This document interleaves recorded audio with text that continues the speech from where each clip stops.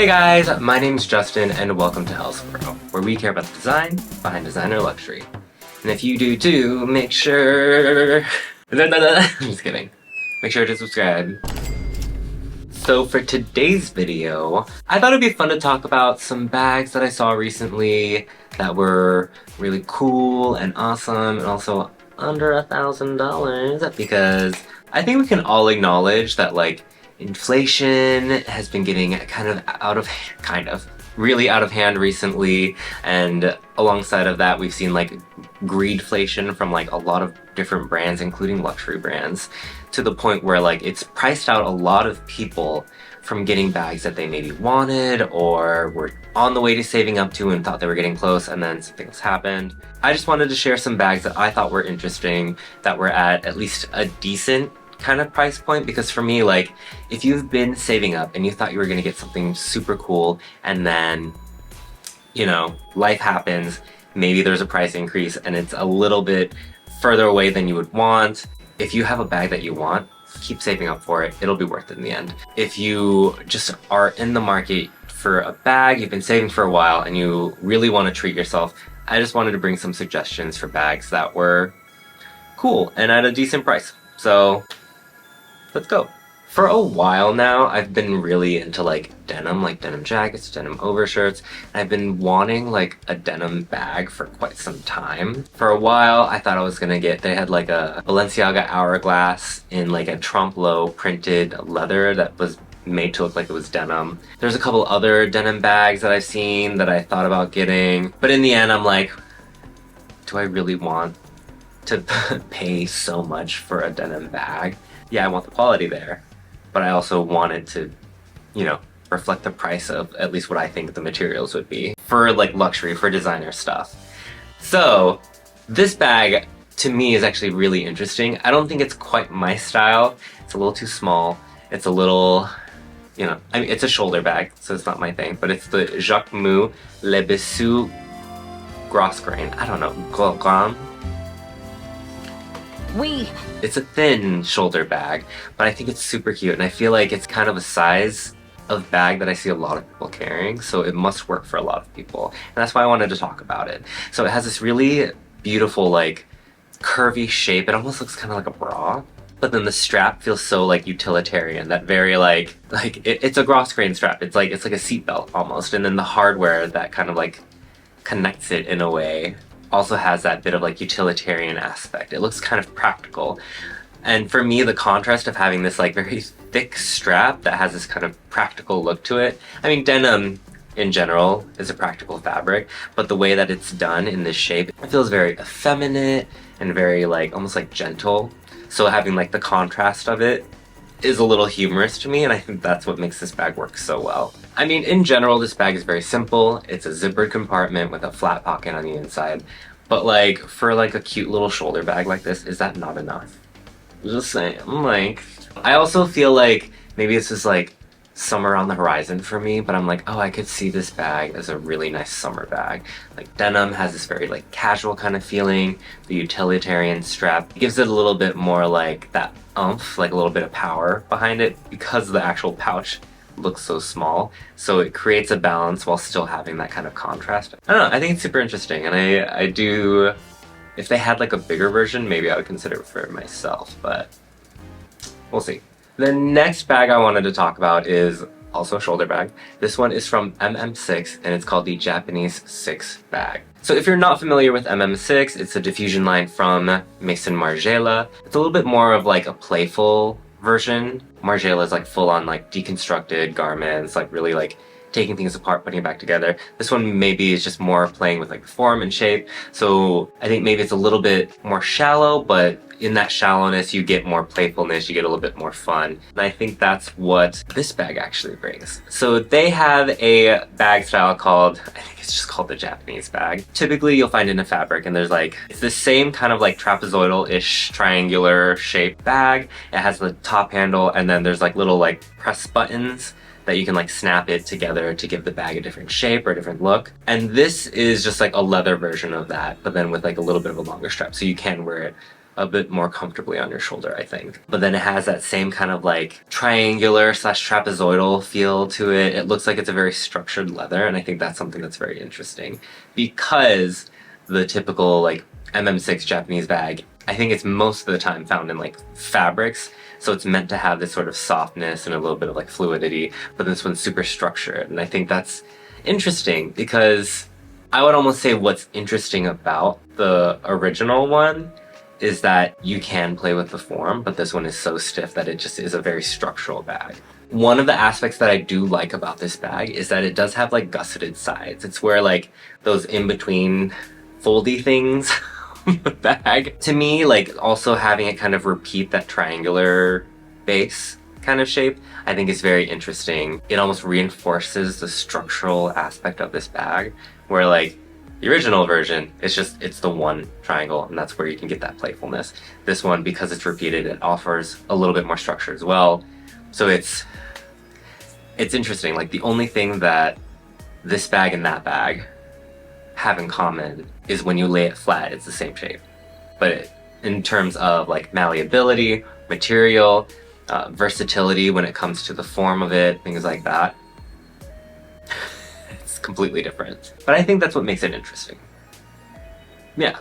So while we're on the topic of structure, I thought I would talk about this next bag. It's from the brand called Courrèges. I don't know if it's French. It looks French, but then like, I don't know how to pronounce it. I'm not French. It sounded mildly threatening, but it wasn't supposed to be. But then the bag from them I wanted to talk about is called the One Bag. You know, that one bag. I don't know if that's what their intention was, but like for me, I love that.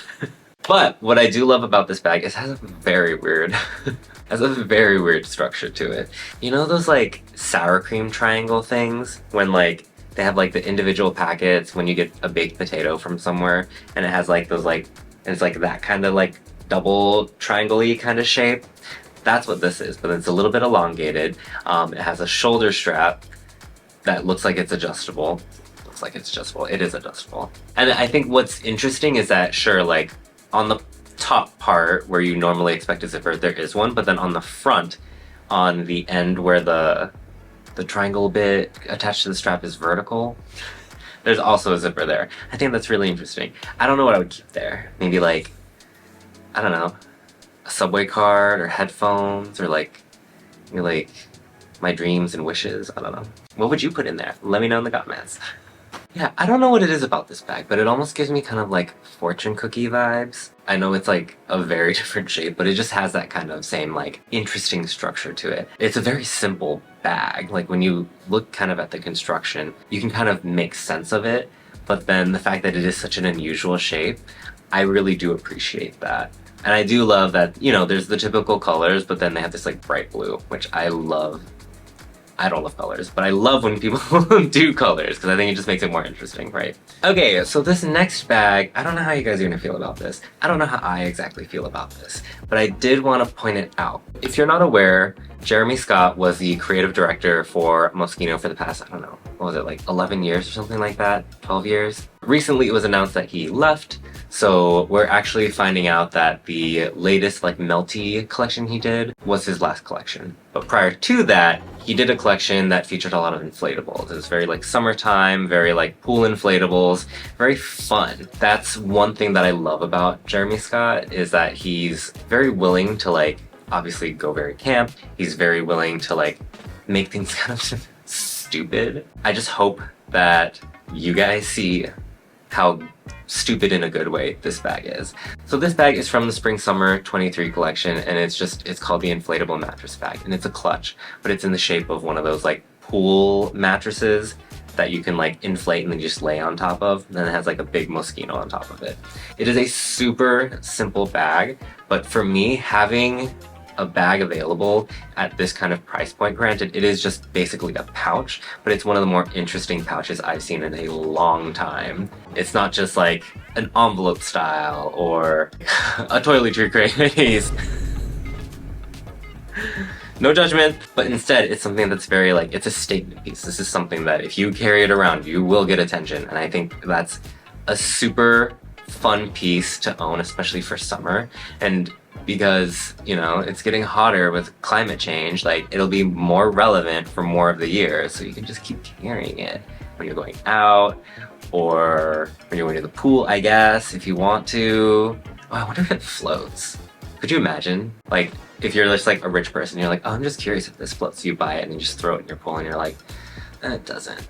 One thing I'm like 100% not sure on is how actually inflatable these things are. Like, when I say like, oh, this is a great price point, if it's actually like pool floaty material, absolutely take it back. I highly doubt it, but like looking at the materials here, let's look at the materials together really quick. Look at the material. It's polyester polyurethane. Oh my god, you do inflate it.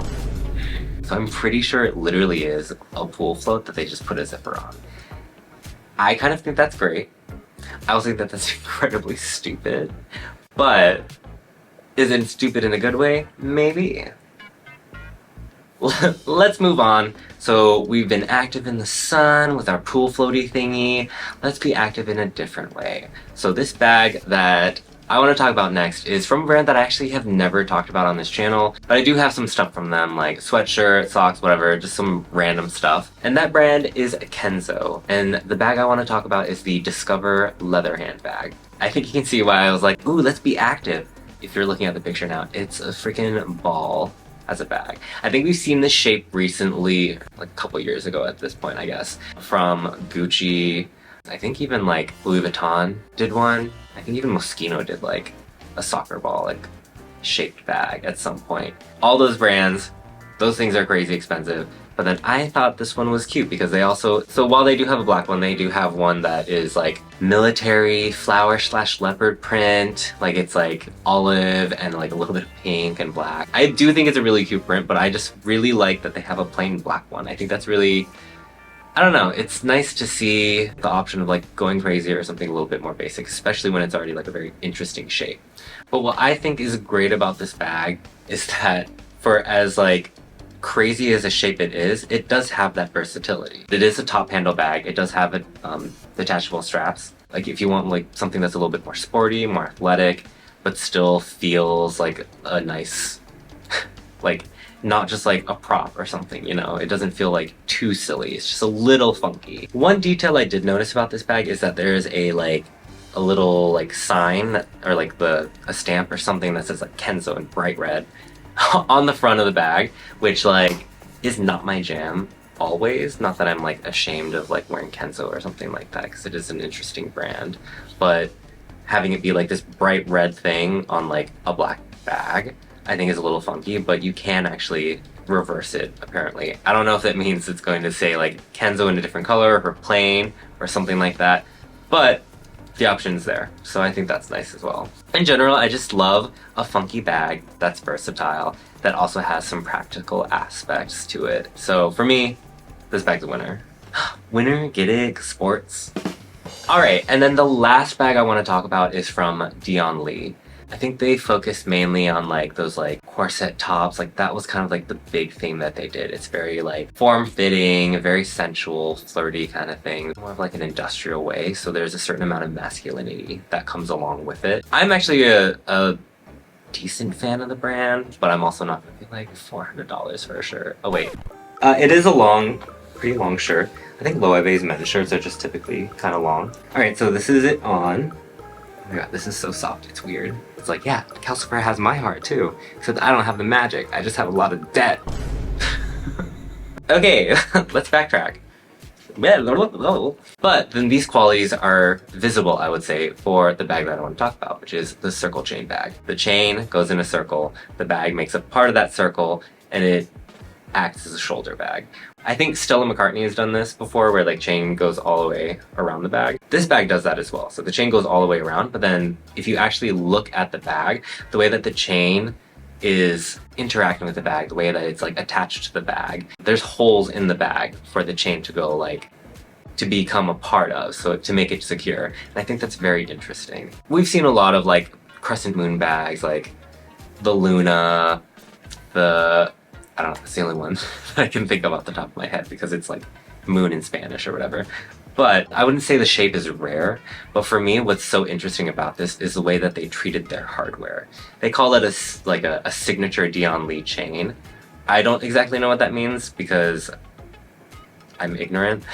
It's like a piercing feel, so it feels kind of like sensual, but then it has an industrial feel as well because the chain is so big, but it's not like a super heavy chain so that it feels too heavy. It still feels like very like airy and a little flirty, if that makes sense. And I mean, looking at the details, everything else is kind of standard. It has an internal pocket, it has a zip top, things that make for a decent bag. But for me, the actual design of this bag, I think is just so interesting and beautiful in that they really thought about the way that the chain plays with the bag.